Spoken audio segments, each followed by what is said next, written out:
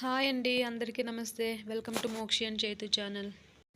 బ్రేక్ఫాస్ట్లోకి పెసరట్టుని ఎలా చేయాలో ఇప్పుడు మనం చూద్దాం. పెసరట్టు కోసం ఒక కప్పు పెసరపప్పుని తీసుకోవాలండి. మనం ఏ కప్పుతో అయితే పెసరపప్పుని తీసుకున్నామో అదే కప్పుతో హాఫ్ కప్పు వరకు రైస్ని తీసుకోవాలి. ఇక్కడ ఏ రైస్ అయినా తీసుకోవచ్చండి. ఆ రెండింటిని బాగా వాష్ చేసి ఒక 3 అవర్స్ వరకు నానబెట్టుకోవాలి. 3 అవర్స్ తర్వాత చూస్తే పెసరపప్పు బియ్యం అనేవి బాగా నానిపోయాయండి.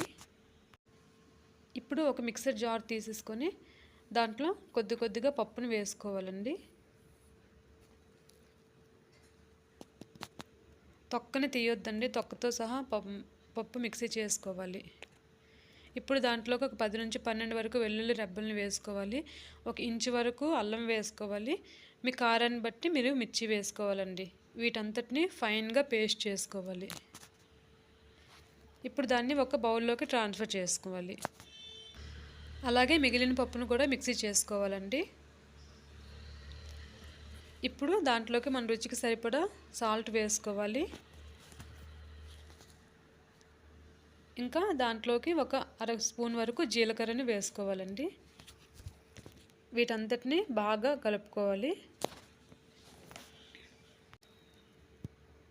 ఇక్కడ పప్పు అనేది చాలా చిక్కగా ఉందండి. దాంట్లోకి మనం వాటర్ని అడ్జస్ట్ చేసుకొని వేసుకొని దోశ కన్సిస్టెన్సీకి వచ్చేలా కలుపుకోవాలండి.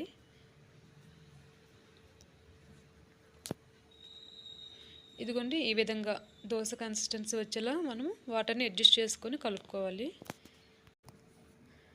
ఇప్పుడు స్టవ్ ఆన్ చేసి దానిపైన పెనం పెట్టి ఘీ కానీ ఆయిల్ కానీ అప్లై చేయాలండి.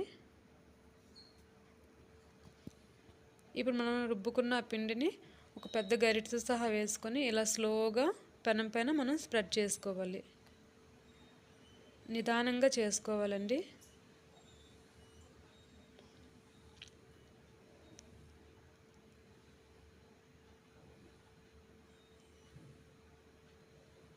ఇలా స్ప్రెడ్ చేసుకున్నాక దాని అంచుల వెంబడి ఆయిల్ కానీ ఘీ కానీ వేసుకోవాలండి.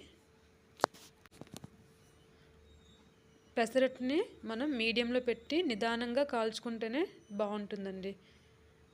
అలా కాల్చుకున్నాక ఇప్పుడు రెండో వైపుకి తిప్పుకోవాలండి.